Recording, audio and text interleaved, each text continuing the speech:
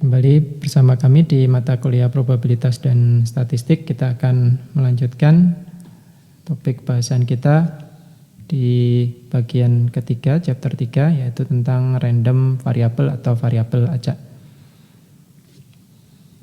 Ya, ilustrasi tentang random variable ini bisa dilihat di sini.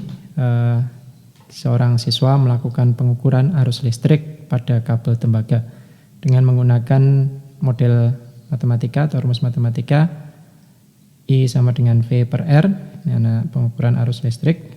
Dia melakukan percobaan yang dilakukan berulang-ulang.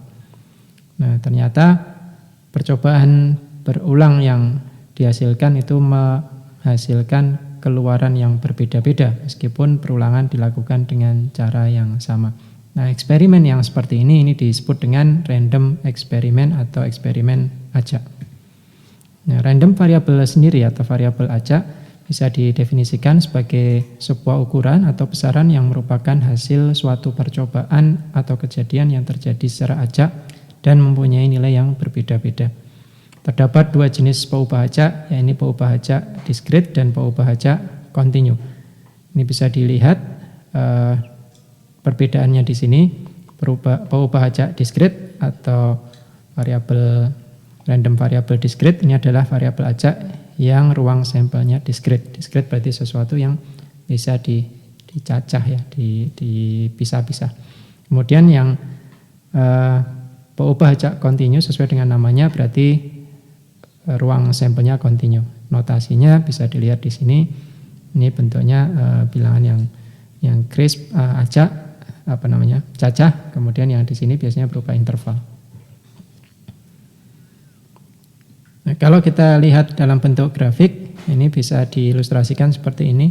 Jadi ada diagram batang, kemudian yang satu ada garis ya. Nah, diskrit ini ditunjukkan oleh bin yang berwarna biru, ini yang batang, diagram batang yang berwarna biru karena ini berisi cacahan angka, kemudian bisa dihitung, countable. Kemudian berisi titik-titik sampel, kumpulan titik-titik sampel. Dan kalau dirumuskan dalam bentuk notasi matematis berupa fungsi ya seperti ini. Jadi bentuknya cacah. Kemudian untuk yang kontinu ini digambarkan dalam bentuk garis. Jadi dia kontinu terus-menerus. Biasanya berupa interval atau berisi interval, tidak bisa dihitung atau bersifat uncountable, tidak countable ya, tidak bersifat countable atau uncountable. Kemudian ruang sampel berisi kemungkinan titik-titik sampel yang jumlahnya tidak berhingga. Kalau dinotasikan dalam notasi matematis, dia muncul dalam bentuk rumusan interval. Nah, ini masih berupa perbandingan juga.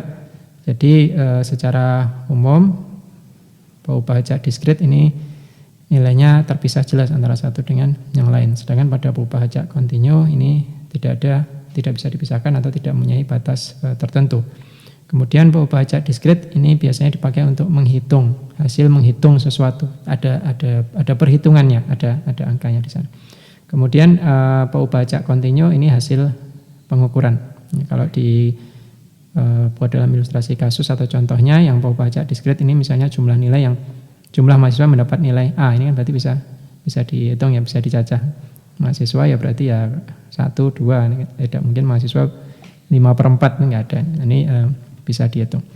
Kemudian jumlah iklan dengan durasi 30 detik di salah satu stasiun televisi misalnya antara jam sekian sampai jam sekian, ini juga bisa dihitung. Nah, sedangkan untuk pengukuran ini contohnya misalnya berat setiap siswa di kelas ini. Nah, berat itu kan sifatnya berarti bisa kontinu tergantung alatnya ya. Dia kalau mau precise ya semakin banyak komanya berarti semakin tak terhingga. Ini berarti menunjukkan bahwa dia kontinu. Sebenarnya kalau misalnya beratnya dia 65,5, 1, 2, 3, 4, 5, 6, 7, 8. Kalau itu timbangannya bisa sampai tak terhingga, dia akan menghitung sampai tak terhingga. Ini hasil atau contoh dari peubah acak kontinu. Kemudian durasi waktu itu juga biasanya dia tidak bisa ditentukan. Jadi misalnya 5 menit sekian detik, koma sekian. Kalau Kalau alatnya bisa menghitung sampai tak terhingga misalnya, maka itu angkanya akan terus bertambah. Random variable, nah ini rangkuman saja ya, berarti bisa diacak, kemudian jumlahnya tak berhingga, kemudian bisa dicacah, bisa dicacah, countable, kemudian jumlahnya berhingga. Ini adalah karakteristik dari perubahan acak discrete yang kontinu, berarti munculnya biasanya berupa interval dan tidak bisa dihitung, walaupun dia bisa diukur sesuai dengan kemampuan alat ukurnya.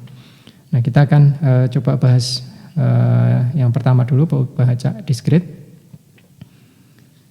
Nah, perubahan acak discrete ini berhubungan dengan peluang sebuah random variable memiliki nilai tertentu dari salah satu nilai yang mungkin. Contoh misalnya, sebuah koin dilempar 3 kali, maka kemungkinan kejadian bisa dinyatakan dengan notasi S atau ruang sampelnya bisa 3 kali itu gambar, semuanya gambar, bisa gambar angka, bisa gambar angka gambar, bisa angka gambar, dan seterusnya. Yang terakhir bisa angka, dilempar 3 kali munculnya angka, kedua angka, ketiga angka. Kemudian ini pertanyaannya, tentukan probabilitas kejadian muncul 2 gambar dinotasikan dengan PX ya, jumlah muncul gambar.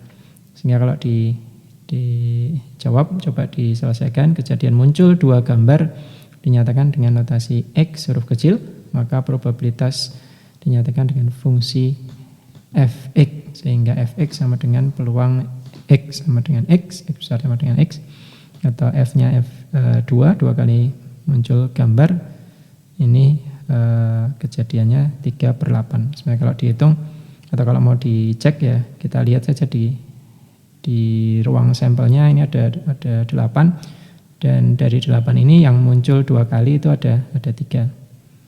1, 2, 3. Jadi peluang dari semua ruang sampel dan ada kondisi tertentu yang dalam hal ini adalah 2 kali gambar, itu berapa kali munculnya. Nah, ini dalam istilah statistik disebut sebagai probability mass function atau PMF. PMF perlu diingat ini related atau berkaitan dengan perubahan acak discrete. Jadi ada istilah yang lain, probability density function. Nah, ada probability mass function. Mungkin teman-teman perlu memperhatikan di sini probability mass function ini kaitannya dengan perubahan acak discrete. Pada variabel acak discrete kita mengenal istilah cumulative distribution function. Nah, teman-teman masih ingat ada istilah OGIF, kemudian ada kumulatif, ada kumulatif relatif. Nah, di sini juga sama, cumulative distribution function. Jadi fungsi distribusi yang jumlahnya terakumulasi. Nah, karena terakumulasi maka ini akan selalu naik ya, jadi tidak pernah turun. Bisa tetap tapi tidak pernah turun. Dari PMF, probability mass function, bisa dicari ZDF-nya atau juga bisa di sebaliknya ya, tinggal kalau dijumlahkan, dikumulatifkan berarti kan diintegralkan ya, ditambahkan. Nah, ini rumusnya seperti ini. Nah, perlu diingat karena ini tadi discrete, maka PMF-nya menjumlahkan dengan cara menggunakan sigma ya. Tadi saya menyebut integral, itu nanti akan digunakan pada perubahan acak yang kontinu. Kalau di discrete ini bentuknya sigma, jadi penjumlahan dari fungsi-fungsi yang ada. Perubahan acak discrete ini, peluang suatu tim bola untuk memenangkan pertandingan itu 50%. Hasil antar pertandingan berbeda diasumsikan saling independen. Kemudian tentukan probability distribution atau probability mass function dan cumulative distribution atau cumulative density function dari X, yaitu jumlah kemenangan yang bisa diperoleh selama 4 pertandingan. Di mana X adalah jumlah kejadian kemenangan yang diperoleh dari 4 pertandingan. X dapat menilai 0, 1, 2, 3, atau 4. Jadi dari 4 kali pertandingan itu sama sekali nggak menang, bisa 1 kali menang, 2 kali menang, 3 kali menang, atau 4-4-nya menang. Jumlah kemungkinannya 2, menang atau kalah, ya pilihannya cuma 2. Kemudian jumlah titik sampel berarti ada 16 didapatkan dari jumlah kemungkinan dan jumlah percobaan. Kita lihat, nah ini hasil dari PMF-nya atau rinciannya ya. Jadi kemungkinan yang bisa terjadi.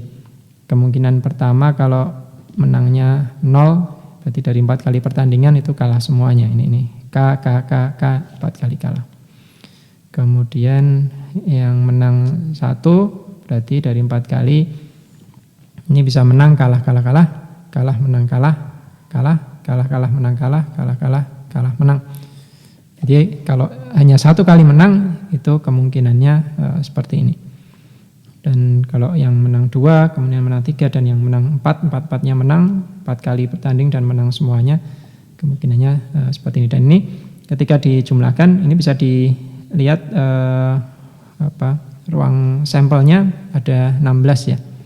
16. Ya dihitung ini ada 1, ini ada 4, ini ada 6, ini ada 4, ini ada 1, maka ini jumlahnya 16. Jadi ini 1 dari 16, ini 4 dari 16, ini 6 dari 16, 4 dari 16, dan 1 16. Kalau di jumlah total ya di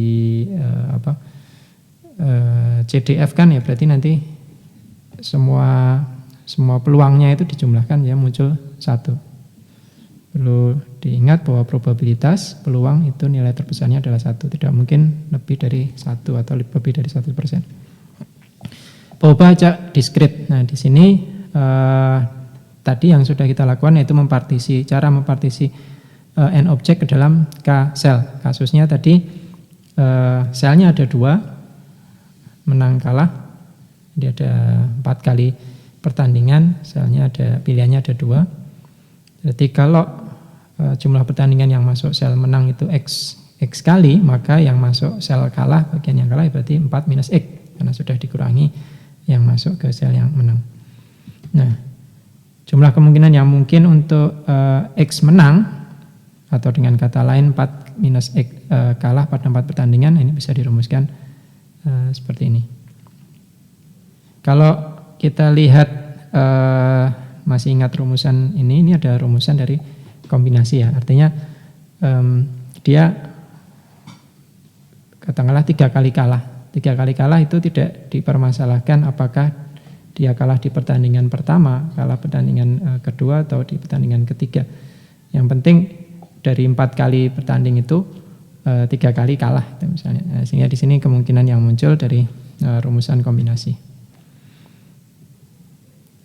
Probability mass function-nya, nah ini bisa dirumuskan seperti ini. Jadi ini 1/16, ini sesuai dengan ruang sampelnya, kemudian ini kombinasinya, yang ini masing-masing bisa dilihat.